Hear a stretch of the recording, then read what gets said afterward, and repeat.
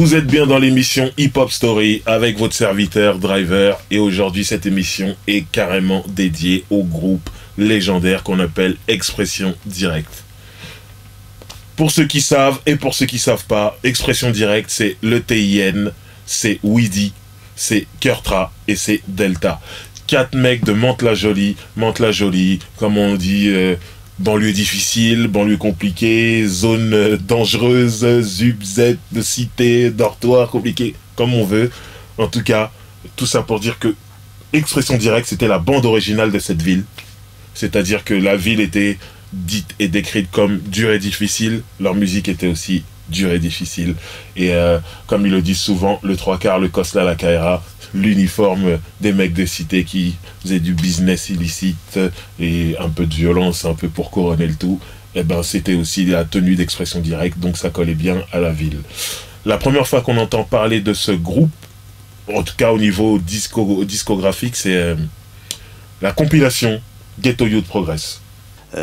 Commencé à faire cette compilation, et puis nous on est venus, c'était évident qu'il fallait qu'il place le morceau là-dedans, quoi. Et du coup on a eu 2 morceaux dans cette compilation. Deuxième morceau UKPT. Non, c'était une expérience. D'abord c'était notre première expérience en studio, et c'est le premier disque qu'on a tenu dans nos mains. Produite par le défunt Rude Lion, qu'il repose en paix. Ils avaient 2 morceaux dessus. Il y avait un morceau qui s'appelait UKPT, pour ceux qui comprennent. Le négropolitain Subaru n'a pas le temps de tergiverser, surtout vu ce qu'il pense des UKPT.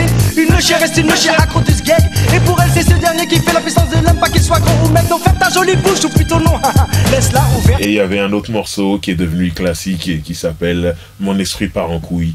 Donc c'est vraiment avec ce morceau-là que Expression Directe a fait son entrée dans le rap game, comme on dit.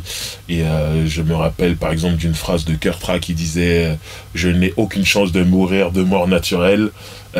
C'était un peu l'état d'esprit des mecs de cité qui avaient beaucoup d'embrouilles, beaucoup d'ennemis, et ça représentait bien l'image qu'ils véhiculaient, Mantes-la-Jolie. Et je sais de quoi je parle parce que une fois je suis allé faire un tour pour voir un des membres du groupe là-bas, et je peux vous dire que tout collait bien, tout était cohérent.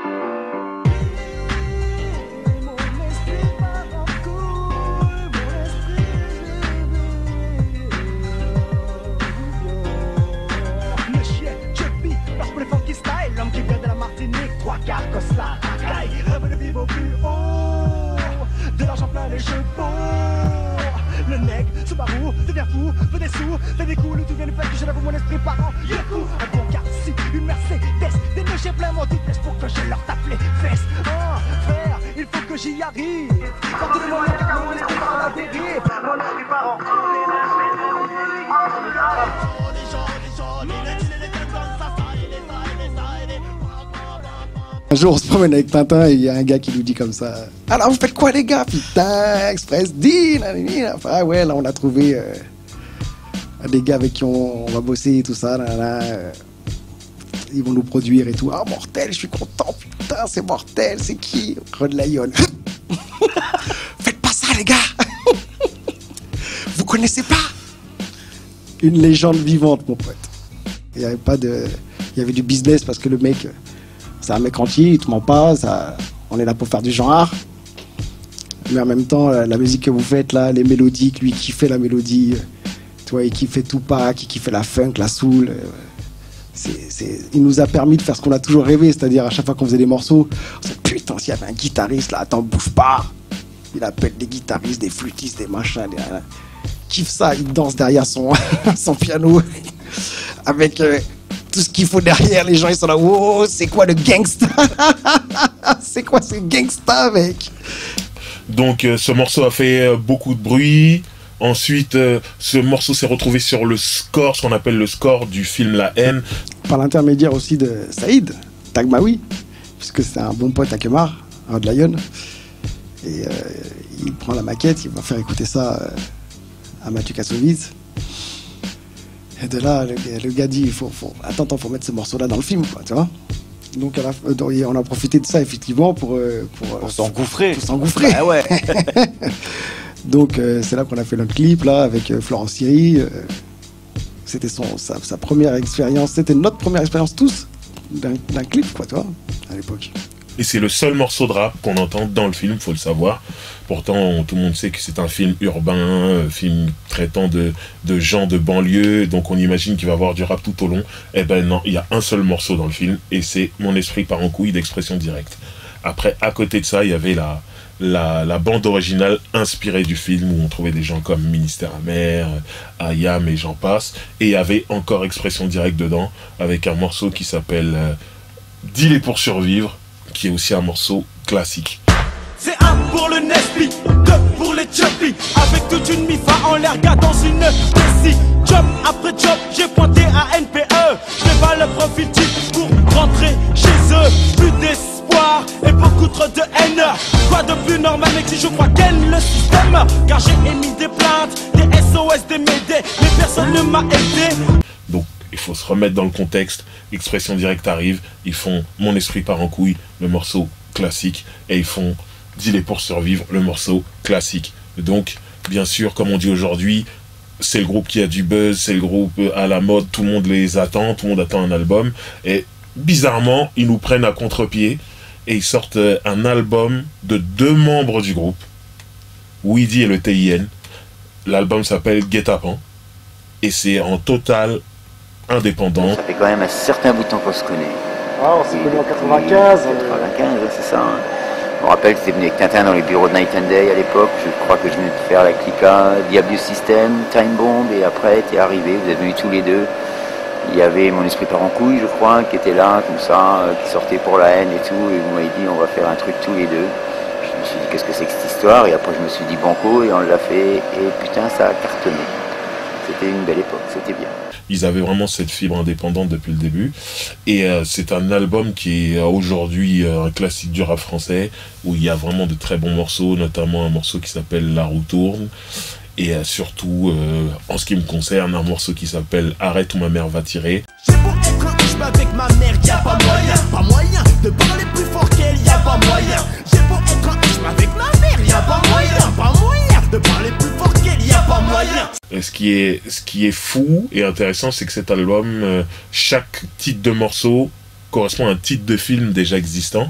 Donc ils avaient vraiment un côté très cinématographique sur ce projet. Et même la pochette de l'album, pour ceux qui la voient, ça ressemble énormément à une affiche de film. Donc Arrête ou ma mère va tirer, c'est vraiment le morceau qui m'a le plus marqué et qui a marqué beaucoup de gens, parce qu'il expliquait que ils avaient beau être des durs, des caïds, des gangsters dans la rue, ça veut dire être prêt à en découdre avec n'importe qui, quelle que soit la taille, le poids. Mais quand ils sont en face de leur mère, il n'y a pas moyen, comme ils le disent dans le morceau. Ils redeviennent ce petit enfant, ce bébé, le fils de leur maman, c'est-à-dire il y a le respect, il y a cette petite peur qui est aussi du respect, et ça veut dire, si tu va faire les courses, rentre à la maison, il n'y a pas de problème, maman. Mais par contre, si quelqu'un dans le quartier ose leur parler de la même façon, non. On squattait la cité universitaire, à un moment donné, on donnait des nouvelles à nos parents, tu vois, et puis pendant longtemps, ça commençait tu vois, à s'écarter, quoi, tu vois. Et puis on est là en train de parler avec Tintin, et je lui dis, putain, faut que j'appelle ma mère, je vais me faire tuer, mon frère, il me fait, oh putain, moi aussi, oh, chambé. Et puis on voit les gens qui nous regardent et qui rigolent, et qui sont là, qui sourient, tu vois, qui sont... En fin de compte, effectivement, nous, on n'a pas l'image, mais eux, ils voient 2 gars, 3 quarts, là, machin, bonnet, tout ça, là, jusqu'au bout des yeux, là, et qui sont en train un petit peu éméchés, parce qu'à l'époque, on était quand même un peu éméchés, quand même. Mais qui d'un seul coup se panique, tu vois, on est là, oh putain, faut que je l'appelle, ma mère, tu vois, on se dit, oh c'est mortel, ça c'est un morceau, ça. Donc c'était un morceau vraiment marquant, et qui était très bien, et qui gardait toujours cet esprit racailleux, cet esprit crapuleux, comme ils aimaient le dire, mais en même temps, il y avait de l'humour, et du sarcasme aussi, ça faisait partie aussi de la marque de fabrique du groupe. Donc, on a Mon esprit part en couille, on a Dealer pour survivre, on a Guet-apens, tout ça, ça devient rapidement classique dans le rap français. Et on n'a toujours pas d'album d'expression directe. Ce qui va arriver par la grande porte de l'industrie, c'est-à-dire ils vont signer en major, Island, Universal. On est dans un monde là qu'on maîtrise pas. Tu vois, et puis on regarde pas au lendemain. Donc on regarde pas le truc. On regarde pas au lendemain. Tu vois des gens qui te kiffent, voilà, qui sont à tes soins. Qui te donnent le champagne avec ton chèque. Bon alors tous, tiens, vous allez voir. On achète des téléphones portables. C'est comme si aujourd'hui on les achetait à 3000 €. On disait, mais qu'est-ce que t'as fait? Ah, mon pote! Tu vois, on est dedans, on peut dépenser. Demain, il y a un autre truc qui va arriver, les clics, les claques. Et on y croit, quoi. Bien sûr qu'on y croit. Cannes! On réfléchit pas au lendemain, on vit le truc tu sais, on est sur place. Les gens, quand ils regardent le festival de Cannes avec tous les machins, ils sont ébahis. Bah, nous, on était dedans même, donc on est encore plus ébahis qu'on dit merde. On est dedans. Tu vois? Non, c'est magnifique. À l'époque, les maisons de disques, les gens comme nous n'y avaient pas accès, quoi. Je me rappelle que à une époque, avant même d'avoir croisé Rod Lion, on s'essayait à déposer des maquettes en maison de disques. On ne pouvait pas rentrer, on ne pouvait pas y pénétrer. Et on voyait sortir des gens comme Smaïn, comme je sais plus quel genre d'artiste c'était à l'époque, mais nous, les gens de banlieue, on n'avait pas accès aux maisons de disques, quoi. Donc il s'est passé un truc après, avec les années. On a pu y accéder à un moment donné, mais pour nous, c'était un truc de malade, surtout à nos âges, quoi. On sortait de nos quartiers, on squattait là-bas, mon frère. Les derniers employés, ils étaient là, on restait assis. À un moment, effectivement, on habitait là-bas, quoi. Et là, ils sortent l'album Le Bout du Monde. Et il y a un morceau qui s'appelle, qui est le premier single, qui s'appelle 78, featuring Big Red de Raga Sonic. C'est dans ton esprit que je crache mon venin. Le sang en l'air et tu peux toujours faire le malin. Tout le monde sait que monte la jolie, c'est loin. 78, c'est la Colombia, c'est pas le monde pour boire le vin. Débarquement de Mantes la Jolie en provenance du Val Fouré. Quiconque me dit qu'on vient de Paris, je m'occupe de lui et de sa Romée. À 60 km à l'ouest de la capitale, je prépare une attaque bestiale emmenée par les crèves la dalle. C'est un gros morceau de l'album, moi j'ai beaucoup apprécié ce morceau. Et qui garde toujours l'esprit de Mantes la Jolie, l'esprit expression directe, c'est-à-dire texte cru, t'es pas un mec du quartier, donc va te faire enculer. Comme le disait le TIN dans ce morceau. Et ce qui est important, c'est que les musiques groove, comme on aimait bien le dire. Ça veut dire c'est musical, des fois il y a des vrais instruments et des vrais basses, il y a des claviers, c'est très mélodieux. Ça peut être cool et doux, et ça me rappelle cet esprit californien, cet esprit West Coast, comme à l'époque Death Row, où Snoop est arrivé. Quand on comprend pas les paroles de Snoop, on a l'impression que c'est vraiment cool, mais en fait quand on les comprend, les paroles sont dures, mais sur des musiques vraiment cool. Et Expression Directe avait ce côté là aussi. Quand on écoute Dealer pour survivre, à un moment ça peut sonner soul, à un moment ça peut sonner carrément jazz, à un moment ça sonne soul R&B, et les mecs rappent dessus des paroles très dures. Dealer pour survivre, donc c'était la marque de fabrique quand même d'Expression Directe. Et c'est ce qui fait que moi je les mets vraiment dans un statut à part. Et il n'y a pas que moi qui les mets dans un statut à part, moi c'est musicalement, mais je sais qu'ils ont beaucoup souffert dans le milieu, enfin souffert, non, mais dans le milieu hip-hop on les a mis de côté, parce que les gens avaient tout simplement peur d'eux. Il y avait un côté racailleux, il y avait un côté mec de cité, et ce qui est marrant, c'est que le milieu hip-hop est vu comme un milieu dur par les autres milieux, les autres musiques. Ils se disent le milieu hip-hop est très dur. Et bien dans ce milieu hip-hop qui est vu comme quelque chose de dur pour les autres milieux, Expression Directe était trop dur pour ce milieu hip-hop, donc on les a mis de côté.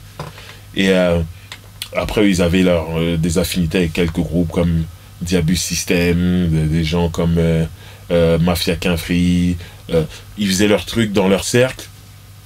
Ça leur faisait du bien aussi, parce que finalement c'est important, la différence, la rareté, c'est important. Mais en tout cas il y a beaucoup de groupes, sans les citer, qui sur des plateaux multi-artistes disaient ah non, s'il y a expression directe, nous on vient pas parce que ça se passait souvent mal, il y avait des embrouilles, des bagarres, des histoires louches, tout ça.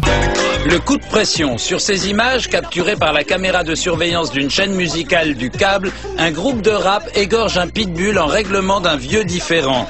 En France, on peut parler d'embrouille plus que de délit grave. Pourtant, ces images qui circulent sous le manteau ont déjà été visionnées par une partie de la banlieue parisienne. On se retrouve face à une équipe de Scarla, je te dis, arrivée, prêt à en découdre.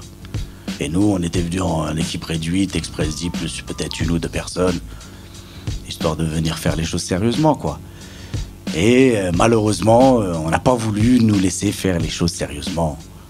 Il a fallu se défendre tant bien que mal face à l'équipe en face.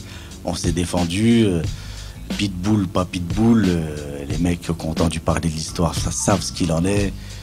Voilà, le truc part en couille complètement, et puis obligé de tenir le truc et de se défendre comme il fallait. Ce qui a été fait. Et une nouvelle fois, et Bustaflex et l'équipe avec laquelle il s'était pointé ont pris une correction, quoi. Excuse-moi de le dire aussi clairement, sèchement. Les mecs ont filé, se sont mis sous des tables, ont cherché la sortie en se trompant de porte et en se retrouvant bloqué. Un truc de malade. Bref, le truc se passe, on s'en sort vraiment bien, sachant que au moment de trouver la sortie nous-mêmes, le pitbull ou pas dont je parlais tout à l'heure est en train de courir après nous, la gorge tranchée, et il courait encore, le clébard. Et et le chien est venu mourir sur la route, et nous on le regardait comme ça de loin, on voyait le chien qui courait encore et qui était en train de s'affaler sur la route, en train de mourir sur la route. On prend nos voitures et on s'est cassé de là, laissant le truc dans un état... Allez demander à Olivier Cachin dans quel état c'est resté. Donc les gens, il y a des groupes de rap qui ont à un moment boycotté, qui ont dit nous on veut pas rouler avec ces gens-là, on veut pas que ça. Donc ils ont toujours eu une place à part, une place comme ça. Et eux en fait ils s'entendaient bien avec ces gens qui étaient entre guillemets vrais avec ça, qui avaient pas de problème, qui voyaient juste des personnes et pas ils sont racailles, ils viennent de Mantes-la-Jolie, oh là là, donc ça va mal se passer. Donc voilà, ils ont vécu leur carrière comme ça. Je pense que ça les a pas tant dérangés que ça. On pense pas au lendemain. À aucun moment. On est dans le truc, on kiffe le truc, on vit le truc, on arrive à manger du truc. Là, on a confiance, voilà. On sait qu'on va rencontrer une chanteuse ou deux à produire là comme ça. C'est ça. On est dedans. Pour nous, il y a pas de risque du lendemain, quoi. On n'y réfléchit pas, à vrai dire. Donc on vit le truc, on va de fil en aiguille, et puis un jour ça s'arrête. Comment ça se passe? Qu'est-ce que le truc? À quel moment ça s'arrête? Tu vois, nous, comme tu disais, on était chez nous là-bas, donc tout ce qui se passait dehors, on rentrait à la maison, quoi, tu vois. C'est-à-dire les histoires qu'il pouvait y avoir, comme tu disais tout à l'heure, sur des plateaux télé ou ceci, cela. C'est des choses qui faisaient que c'était des choses de dehors, tu vois, je vais dire, mais qui rentraient toujours à l'intérieur parce que ça faisait comme toujours, quoi. C'est-à-dire un buzz certain, mais que les maisons de disques n'étaient pas à l'aise avec ça, quoi. Surtout qu'on était trop dedans, tu vois, je veux dire. Donc. Puis attends, un détail de taille, il n'y avait pas d'internet à l'époque, hein. Il n'y avait pas d'internet encore à l'époque, hein. Ah non. Donc voilà, le jeunesse s'est faite. Et puis voilà, quoi.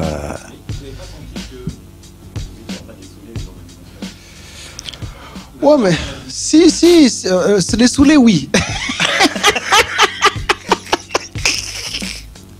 Les saouler, sûrement. Je te dis, on était à la maison, on voyait des gars qui étaient sensibles.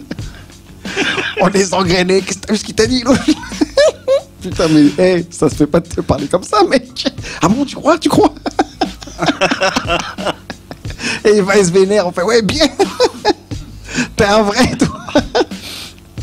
Non, et puis on se rend pas compte effectivement plus que ça. Nous, on est dans la matrice, on vit le truc. Comme on est au quartier, on est à l'intérieur. Tu vois, comme on est chez nous, vu que c'était notre nouvelle maison, on était pareil. Tu nous fais rentrer dans le truc, quoi. Donc à partir de là, effectivement, tu réfléchis pas plus que ça. Tu te laisses aller. De fil en aiguille, les choses s'enchaînent. Mais ce que, quand je te dis, et je suis sérieux quand je te dis ça, c'est que nous, pour le coup, on est là, on rigole, quoi, tu vois, je veux dire. C'est des gens qui rigolent pas. Ensuite, ils ont pris le chemin de l'indépendance. Finalement, ils n'ont fait qu'un album en major. Mais ils avaient déjà cette fibre de l'indépendance depuis le départ. Par exemple, il faut savoir que chaque membre du groupe avait son propre label. Quelqu'un comme le TIN avait un label qui s'appelait Phénomène Records, et c'est lui qui a produit le premier album de Rof qui est plus à présenter aujourd'hui parce qu'il a sorti plusieurs albums, il en a vendu des tonnes, et il faut savoir que le premier album, Le Code de l'Honneur, était produit par le TIN avec son label Phénomène Records. Donc c'est quand même fou, mais ils avaient cette fibre de l'indépendance depuis le départ. Weezy a sorti plusieurs albums et compilations, Delta a sorti ses projets, Kurtra a sorti 2 albums, Le Labyrinthe et Le Labyrinthe 2. Donc, ils retournent en indépendant, ils sortent 2 albums comme ça en indépendant, et ils font leur chemin, et ça nous amène jusqu'aujourd'hui. Et surtout, ça les met au panthéon du rap français. En tout cas, pour moi, c'est évident. Pour toutes ces histoires, en fait, le fait qu'ils soient racailleux, le fait qu'on les mette de côté, le boycott, tout ça, et le fait de cette dualité entre une musique douce et des paroles dures. Et ils ont fait des gros morceaux hardcore, marrants, sarcastiques, avec des messages. Et c'est pour ça que Expression Directe a jamais gravé dans l'histoire du rap français. C'est Direct dit, c'est l'Express dit.